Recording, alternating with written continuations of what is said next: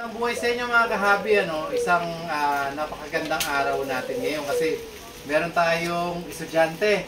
Sabihin, mas gusto ko kasi talaga pag gustong matuto yung nandito sa atin. Malaking bagay kasi yung yung personal mo ba na nakikita yung mga ginagawa. So, katulad nito, ang gusto ni Brother Art kasi mabutasan nitong kanyang mga gagawing sump.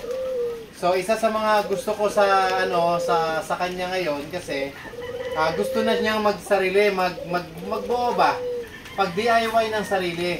Kaya lang isa sa mga hindi niya nga alam yung pagbubutas ng ng ating glass. Kaya ngayon nandito siya, tuturuan natin siya. So dito meron tayong tinatawag na glass hulso. So ito yung glass hulso natin.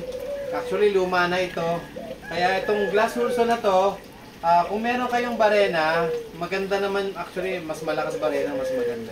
Pero since itong gamit natin maliit lang, ito yung gagamitin natin ngayon. Dito, ang kailangan lang natin, ito yung pattern. Ito, lapit mo Jay, dito. So, ito kasi, itong mga pattern na to, actually ito ay acrylic, Ito ay mga nakuha lang natin sa junk shop. So, mga mga panapon na to sa junk shop. Ngayon, dito sa pattern, lapit mo Jay dito. Dito, ang the best dyan, bababa mo kasi kaya ito, ganito ibaba natin para hindi gumalaw. Kasi once na wala kang pattern, pag ginanon mo to, gagalaw to.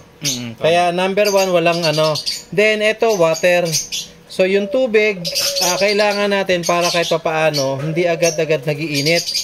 Kasi pag ito nag-init, isa sa mga nagiging problema, pumupurol yung carbide. Carbide kasi ito So, kaya dito, ayan, katulad yan, tubig. Pag tinubigan natin, saka natin ngayon, gagamitan ng, ng barena. So, ayan. So, sa ganitong paraan, nami-minimize yung galaw.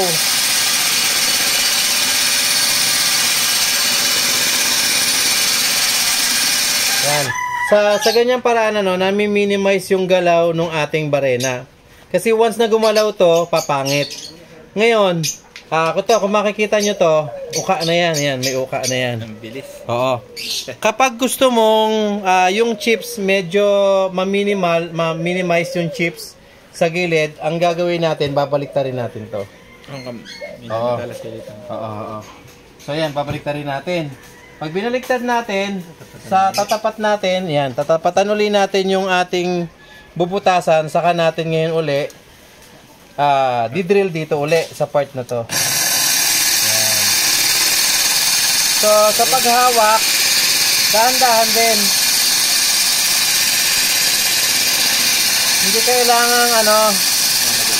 Hindi kailangan masyadong diinan, hindi kailangan yan. Katulad yan, tapos na. So, yan. So, nabutas natin. Kung makikita nyo, nabutas natin. Then, ang medyo na-minimize dyan yung,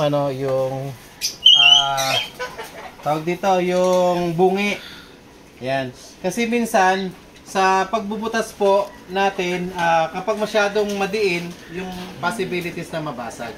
Number 1 yun. So, ito, itong ginawa natin na to, ito, ipinakikita natin sa kanila, kay Brother Art, na ganun lang kabilis magbutas. Ngayon, once nito na-try mo ng una, yung confidence mo kasi tumataas.